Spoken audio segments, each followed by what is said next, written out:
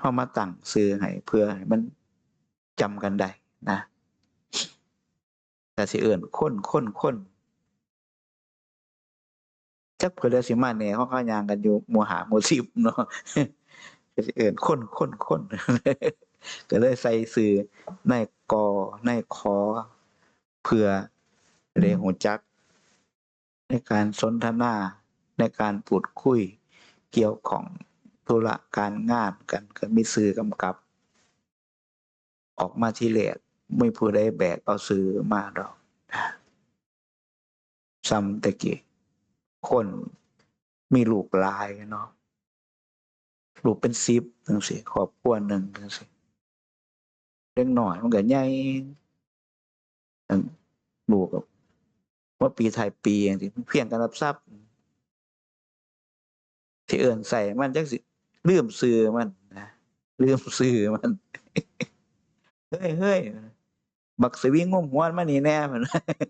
นั่นน่ะสวิงงมหัวบักหนึ่งนั่นน่ะจำชื่อลูกบ่ได้ลูกหลายนะเพิ่นยังความหมายก็คือการตั้งชื่อนี่สมมุติชื่อนั้นชื่อนี้ขึ้นมาเพื่อให้มันสื่อสารกันรู้เรื่องได้รู้ความหมายนะคนก็ไปติดชื่อติดเสียงอีกล่ะบาดนี้ชื่อนี้บ่เป็นมงคลชื่อนั้นเป็นมงคลมีสิ่งแสมีอาจารย์คอยแก้ชื่อแก้หยังให้คนก็หลงไปอยู่นี่แต่กี้เพิ่นสิมาเปลี่ยนชื่อหมอดูนี่ก็เฮ็ดให้เรามีงานยากเข้ามาอีกไปดูหมอเพิ่นให้มาเปลี่ยนชื่อเปลี่ยนก็หมอดูก็บอกว่าต้องไปเปลี่ยนกับพระวัดป่าเพิ่นเดี๋ยวหมอดูบอกมานะก็บ่ได้วงเล็บจำเพาะว่าวัดใดหรอกแต่ว่าคันบอกว่าเปลี่ยนก็ต้องไปเปลี่ยนกับอาจารย์อยู่วัดป่าจังซี่นะแล้วก็มาสิเปลี่ยนทั้งเอื้อยทั้งน้องนะคนก็สิประมาณ20กว่า20เกินไปนี่ล่ะเป็นจั่งใดจั่งสิเปลี่ยนชื่อแล้วก็อธิบายให้ฟังคือเว้าให้ไปบางครั้งนะชื่อมันบ่เป็นมงคลเราก็เลยว่าโอ้จะอยู่มาได้ตั้ง20ปีแต่ว่ามันเป็นเรื่องบ่ดีบ่เป็นมงคลเจ้าก็บ่ตายเนาะว่าคืออยู่มาได้ปานนี้ว่านะเออพ่อแม่จะตั้งให้ปานนี้ห้อยมือห้อยเท้าเพิ่นคิดเพิ่นเขียนไว้ให้ได้มีชื่อเจ้ายังสิไปลบชื่อออกอยู่บ่ว่าซั่นตรวจเบิ่งดีๆติล่ะทำงานเงินบ่มีเก็บบ่ได้มันเป็นนำชื่อหรือมันเป็นนำเจ้าไปใช้สุรุ่ยสุร่ายว่าซั่นดอกคนพี่น้องบ่ครบหมู่บ่เที่ยวมันเป็นนำนิสัยเราหรือมันเป็นนำไผก็ตรวจสอบเบิ่งเจ้าของหรือมันเป็นนำชื่อว่าซั่นนำชื่อมันบ่ดีเราก็มาสิยืนอยู่ได้ปานนี้20กว่าปีสิบ่ตายล้มหายตายจากไปดอกบ่พระพุทธเจ้าเพิ่นจังสอนเราให้อยู่กับการกระทำของตนเองแต่ละคนแต่ละท่านพึงกระทำให้มันดีบ่อย่าไปโทษสิ่งนั้นสิ่งนี้แต่ว่าชาวโลกสังคม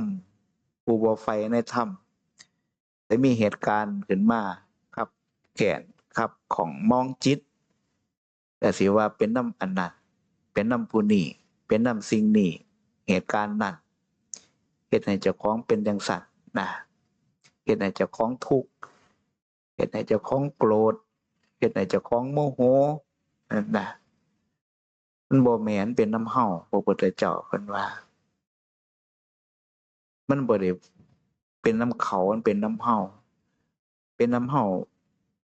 เอาใจไปผูกเอาใจไปตั้งความหวังไว้ว่าเขาสิคนผู้นี้ต้องพูดแบบนั้นต้องเว้าแบบนี้ต้องทำแบบนี้ต้องแต่งตัวแบบนี้มันจั่งสิถูกกาลเทศะจังซี้นะมันบ่เป็นดังคือเจ้าของคิดไว้มันก็เลยเกิดอารมณ์โกรธบ่ถูกใจ เกลียดชังกันขึ้นมาพุทธเจ้าเป็นไงเขานิ่งหยุดพิจารณาว่ามันเป็นน้ำเขาหรือเป็นน้ำเฮาสินะเป็นให้ตรวจสอบเบื้องเจ้าของการประพฤติปฏิบัติในทางพระพุทธศาสนาคนทุกคนเกิดขึ้นมาสรรพสัตว์ทุกตัวตนเกิดขึ้นมาย่อมมีต้นทุนต่างกันเมื่อมีต้นทุนต่างกันคนจึงมีความฉลาดมีความสูงต่ำดำขาวอ้วนผอมต่างกันไปตามวิบากที่เขาเคยเฮ็ดไว้เป็นวิบากที่เขาได้รับในปัจจุบันจังซี่ได้เห็นบ่เขาเคยตัวเป็นนักเรียนเรื่องง่ายๆมันก็โง่คือหยังลองบักโง่จนว่าสิว่าจังไดครูเขาก็สอนอยู่แต่เรื่องเก่ามันก็โง่อยู่พอปานนั้นบ่ขี้ใส่ส่งก็ขี้ใส่อยู่จังซั่นนั่นมันสิไปว่ามันบ่ดีก็บ่ได้ของมันปวดเนาะมันได้ส่ำนั้นนะเฮาก็เลยมองพระพุทธเจ้าเพิ่นสอนได้แยบย่นมากเลยนะคือกันเพิ่นยังว่าให้ลงมือทำดีกว่าไปนั่งคาดหวังบ่ได้บ่เฮ็ดอีหยังนั่นนะคนทุกคนที่เขาประสบผลสำเร็จในถึงเดินถึงจุดหมายปลายทางตามเป้าหมายมีแต่คนลงมือทำทั้งนั้นเด้คนบ่ลงมือทำบ่มีความสำเร็จสิเกิดขึ้นดอกในธุรกิจการงานนะแต่การลงทำธุรกิจต่างๆเนี่ย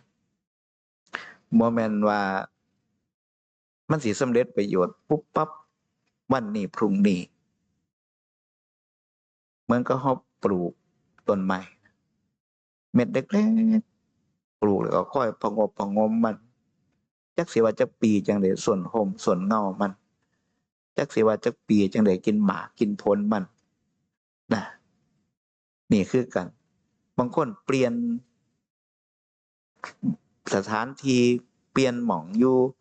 พาลูกพาเต้าย้ายไปหันย้ายไปนี่จักเท่าใดหม่องจังประสบผลสำเร็จก็มีหันบ่ท้อนะล้มแล้วก็ลุกใหม่เฮามันบ่แม่นว่าที่เฮาเฮ็ดอยู่นั่นบ่แม่นว่าเฮาล้มเหลวเพียงแต่ว่าเฮากำลังเดินทางอยู่ซื่อๆนั่นนะบ่แม่นเฮาไปบ่ถึงจุดหมายปลายทางแต่เฮาเป็นกำลังเดินทางอยู่นั่นนะถ้ามันเมื่อยเฮาก็พักนะเหนื่อยกายก็พักแต่ว่าห้ามห้ามถอยนะท้อได้แต่อย่าถอยนั่นนะสู้ไปนะบ้านให้ยืนหยัดอยู่ในเรื่องคุณงามความดีเห็นบ่สร้างไฟ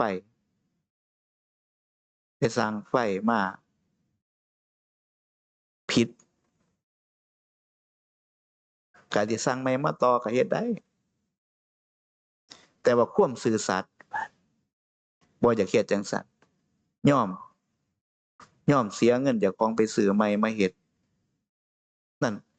เฮาได้ยินจังซั้นเฮามีความภูมิใจเฮาสอนคนคนหนึ่งให้ดำรงมั่นอยู่ในความซื่อสัตย์นั่นนะเออเขาก็บ่แม่นคนร่ำรวยอีหยังแต่ว่าเขารักษาความซื่อสัตย์ให้มีไว้ในตัวตนของเขานั่นนะคือกันบัดนี้คนบ่ซื่อสัตย์ไปรับเหมาเฮ็ดโรงอาหารให้เขาก็มีสัญญาเหล็กเกรดนั่นเกรดนี่เพิ่นไปซื้อของเพิ่นเอาเหล็กบ่ได้เป็นตามสัญญาบาดอย่างก็ว่าเหล็ก3มิลเพิ่นเอา2มิลครึ่งจังซี่นะมาเฮ็ดเขาก็ตรวจสอบเขาก็เห็นอยู่เขาบ่ปากเจ้าของเขาน่ะเขาบ่ปากพอเฮ็ดแล้วบาดยื่นเรื่องรับเงินเขากางเอกสารสัญญาว่าจ้างเรื่องสเปกวัสดุเลยนะเขาว่ามันผิดสัญญาเจ้าลดสเปกเล็กลงมานี่บ่เป็นไปตามสัญญาเขาบ่จ่ายอยากลื้อนี้ก็ลื้อเขาว่า ถ้าลื้อต้องจ้างเขาอีกเป็นแสนเอา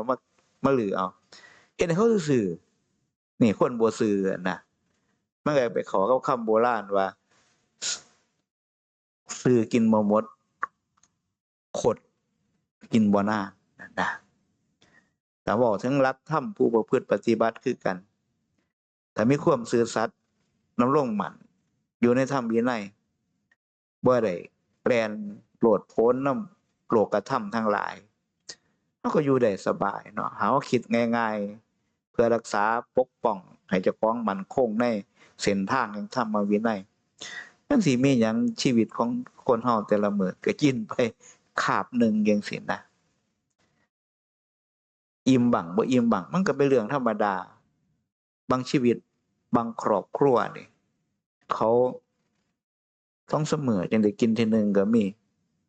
ย้อนความอดอยากย้อนความหิวโหยนั่นนะเขาสิคิดบอกว่าบางชุมชนในสลัมบางหม่องนี่เขาเอาเศษกระดูกไก่เศษเนื้อเศษหยังในกองขยะก็คุยกันไปขายให้ร้านอาหารก็นำมาล้างโดยนำโคกน้ำโซดาเฮ็ดเป็นอาหารจานถูกๆขายในสลัมจนขายบ่หวาดบ่ไหวแต่ละชีวิตของคนนี่เหมือนกับกูมื้อนี่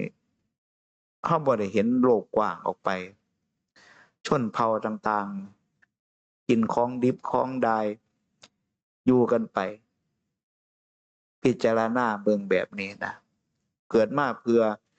ดำรงมั่นอยู่กับการที่เฮารักษาไว้ซึ่งความซื่อสัตย์สำหรับผู้เกิดมาพบพระพุทธศาสนาเพิ่นยังใส่คำว่าชาติเกิดคือเมื่อเฮาเกิดมาเป็นคนนี่หนึ่งละชาตะคือการเกิดชาติเกิดคือการอุบัติขึ้นสภาวะอารมณ์ความนึกคิดในจิตใจเฮานะพบคือการเกิดประโยชน์ในเหตุการณ์นั้นๆนะนั่นน่ะชาติภพมันเกิดขึ้นมาจังซั่นนะเฮาเห็นแบบนั้นนะพิจารณาเบิ่งจังว่าเฮาพยายามรักษาคุณงามความดีไว้อย่างคำสั้นๆที่เพิ่นบอกว่ารักษาคุณงามความดีดุจเกลือรักษาความเค็มไว้สิไปอยู่ไสมันก็บ่เคยจืดจางความเค็มของเกลือคนดีคือกันการรักษาคุณดีความดีไว้ให้มีในตนไปสิตกทุกข์ได้ยากปานใดก็บ่ทิ้งความดีนั่นนะรักษาไว้นะเป็นจังซั่นในการรักษาคุณงามความดีคนที่เขาแสวงหาเงินแบบไปปล้นไปคอร์รัปชันไปลักขโมยเกิดขึ้นก่อนนั้นเขาอาจสิเป็นคนดีก็ได้แต่ว่าเมื่อเกิดเหตุการณ์บางอย่างวิกฤตขึ้นมาในการดำเนินชีวิตเขาทนต่อความลำบากคับแค้นใจบ่ได้ก็ไปเฮ็ด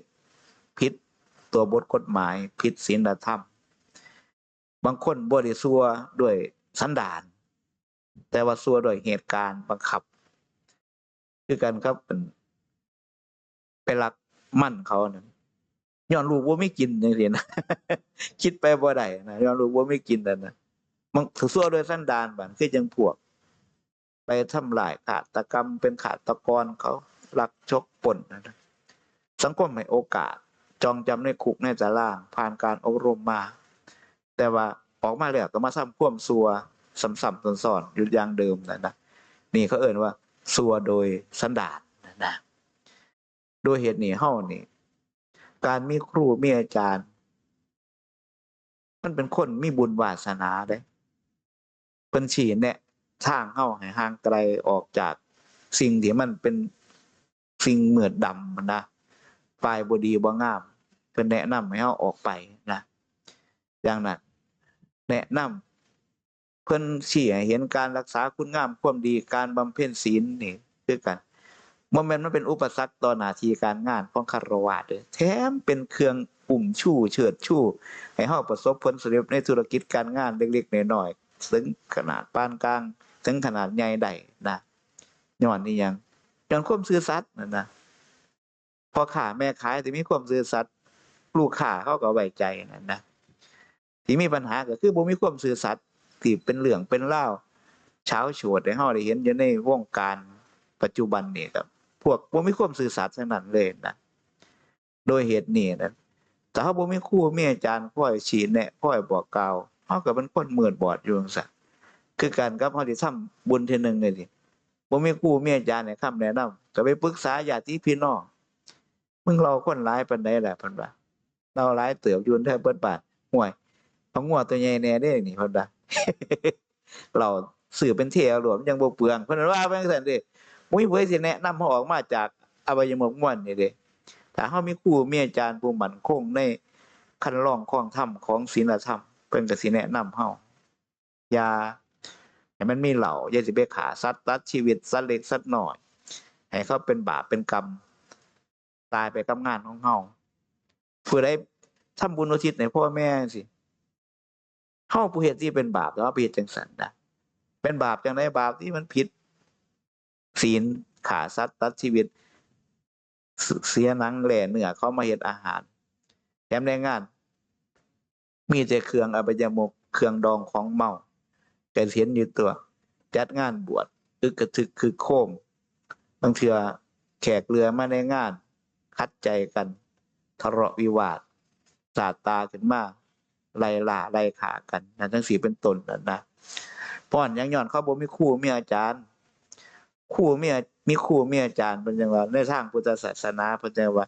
การถวายของกับมือนี่มันมีอานิสงส์หลายอานิสงส์แปลว่าสิ่งที่เฮาจะได้รับจากสิ่งที่เฮาทำเป็นหยังจังมีอานิสงส์หลายเพิ่นก็สิได้แนะให้ข้อคิดคติธรรมเอาไปปรับใช้ในการดำเนินชีวิตนั่นนะได้ยินได้ฟังถ้าฝากเข้ามาบัดบ่มีโอกาสได้ฟังบัด บ่มีโอกาสได้เข้าใกล้บัดบ่มีโอกาสได้เห็นบ่มีโอกาสได้ฮู้ได้ฟัง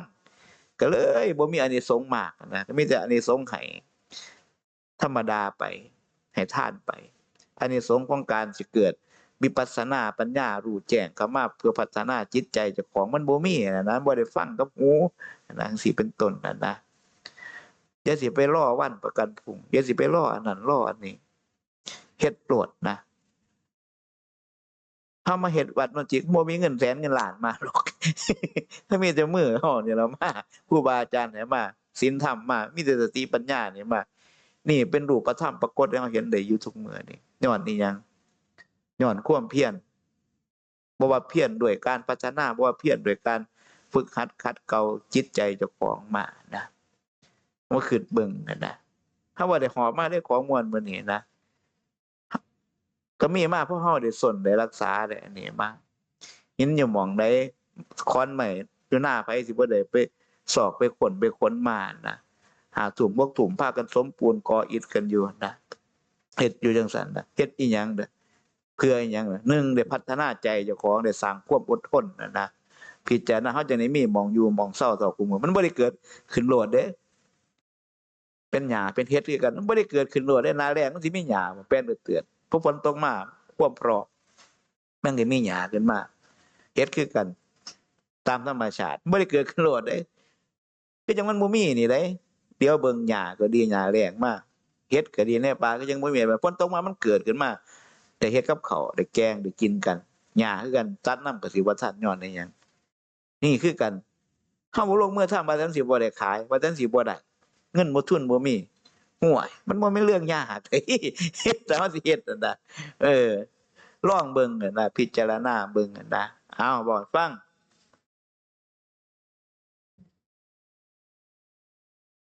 จบแล้ว